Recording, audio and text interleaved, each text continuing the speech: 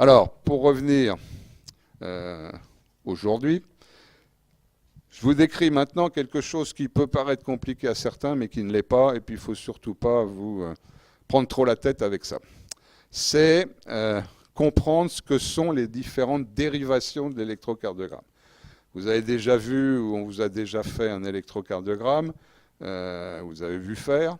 On va vous brancher des électrodes au niveau des membres, et puis on va vous coller des petites pastilles au niveau du thorax, et on va enregistrer 12 dérivations.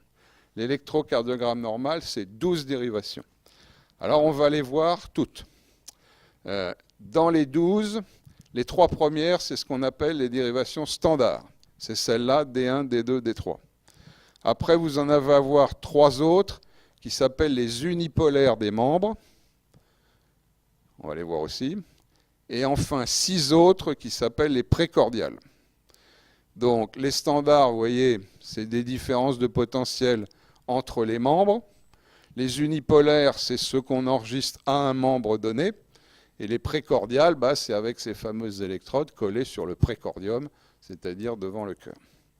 Alors, je commence avec ces 3 premières, qui s'appellent D1, D2, D3.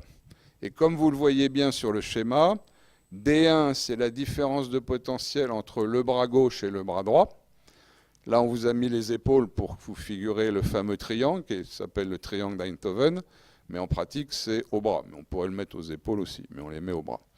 Donc, D1, vous voyez, c'est entre bras gauche et bras droit. D'accord ? D2, c'est entre bras droit et le pied. Et D3, c'est entre le bras gauche et le pied. Là aussi, on vous l'a mis sur la hanche, mais en fait, c'est sur le pied. Et on met une électrode à chaque pied, mais il n'y en a qu'une qui est active. Et ça peut être une des deux, quoi.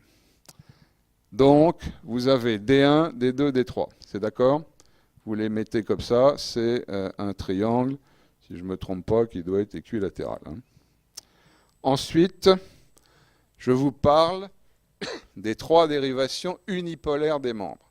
Donc, elles s'appellent VR, VL, VF. En pratique, on les note AVR, AVL, AVF avec un petit A. Si vous oubliez le petit A, ça ne nous dérange pas. Petit A, ça veut dire amplifié. Et vous voyez, AVR, ça veut dire quoi? Ça veut dire right, c'est le bras droit. AVL, c'est le bras gauche, left. Et AVF, c'est le pied, foot. OK? Donc AVR droite, AVL gauche, AVF pied. OK? Donc vous avez ces 6 dérivations. Alors, je ne sais plus si j'ai la diapo derrière. Non, je crois si, oui, on le verra au niveau de l'axe, mais on peut déjà le mettre au tableau. Avec ça, on a décrit donc des dérivations. Ça, c'est D1. Ça, c'est VF. Donc D1, c'est une horizontale. VF, c'est une verticale. Et puis, on va vous faire aussi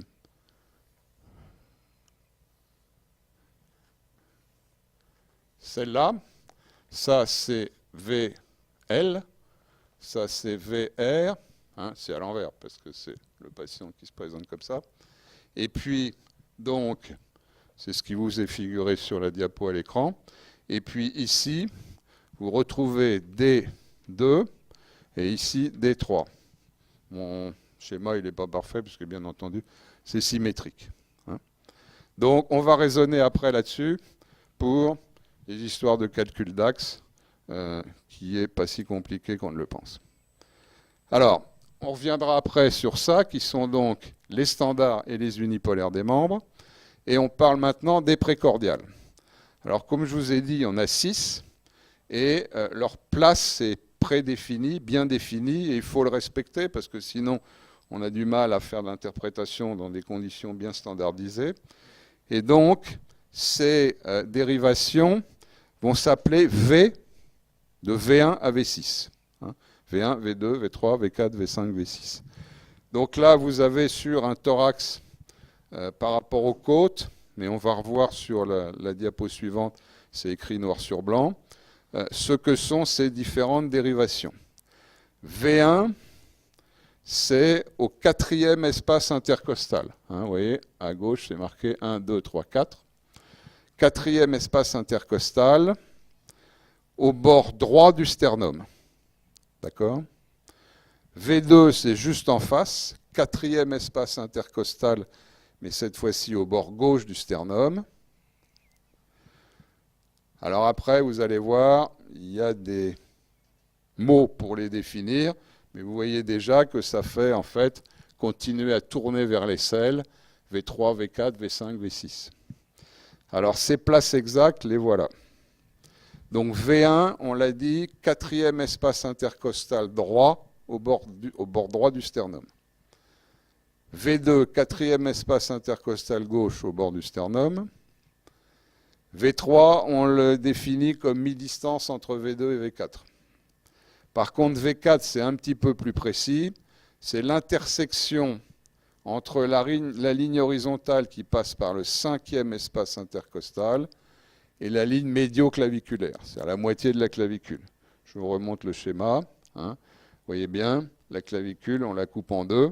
Toc, on descend, donc on a V4, on est dans le 5e espace intercostal, et vous mettez V3 entre les deux. Donc il va se retrouver sur la côte qui sépare le 4e du 5e espace intercostal. On continue.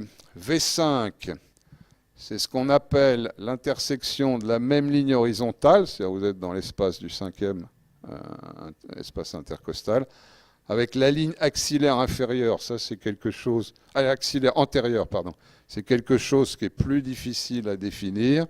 Et V6, même ligne horizontale avec la ligne axillaire moyenne. Axillaire, c'est les selles, vous êtes d'accord? Donc en clair, vous tournez dans les selles, et la définition de ces lignes, c'est un petit peu plus vaseux. Mais vous voyez, progressivement, on tourne. Il ne faut pas aller trop loin, il faut s'arrêter, donc finalement, à peu près au milieu de l'aisselle. Je vous montre à droite, mais ça se passe à gauche, bien sûr. OK? Ça, c'est pas compliqué. Bon, il y a d'autres dérivations qu'on peut faire, vous pouvez les oublier. On peut continuer à tourner derrière, V7, V8, V9. Dans certains cas, ça peut être intéressant. Infarctus postérieur, des choses comme ça. Et puis, par contre, vous pouvez faire à droite V4R, V3R. C'est l'équivalent du V3, V4 à gauche, mais à droite. R, c'est right. Mais vous les oubliez si vous voulez, ça ne me dérange pas. Ce qu'il faut, c'est les 12 dérivations, les 3 standards, différence entre les membres, les 3 unipolaires, bras gauche, bras droit, pied, et les 6 précordiales. OK? Alors, pourquoi c'est précordial? Ce petit schéma vous montre assez clairement les choses, qui sont que le V1, il va surtout explorer le ventricule droit, VD, et puis plus vous allez tourner vers V6, en allant vers les selles, vous trouvez plus en face du ventricule gauche. Donc après, dans les interprétations de l'électrocardiogramme, on va jouer avec ça. Si c'est des anomalies qui se passent en V1, V2, c'est plutôt le ventricule droit. Dans V6, plutôt le ventricule gauche. Alors j'arrive à ça, que je vous ai mis là, qui est ce qu'on appelle le triaxe de Bailey. Alors vous retrouvez ce que je vous ai donné. Il faut voir, vous l'avez sur la diapo, les angles que ça fait. Ça fait moins 30 degrés par rapport à l'horizontale. Ça fait 90 degrés. Vous êtes d'accord? Et puis, vous avez ici plus 60 degrés. Et puis, ici, plus 120. Voilà. Et le VR, donc, si on peut le calculer, quel est le premier qui trouvera? 30. Ça fait moins 90. Donc ça fait encore 30. Donc ça fait moins 120. D'accord? Si on ne se trompe pas. Alors, avec ça, vous allez voir, on va pouvoir calculer ce qu'on appelle l'axe du cœur. Qu'est-ce que c'est l'axe du cœur? C'est la direction dans laquelle va le vecteur résultant de toutes ces activités électriques de milliards de cellules. Et ça correspond un peu à l'axe anatomique du cœur, si vous voulez, mais c'est l'axe électrique, en fait.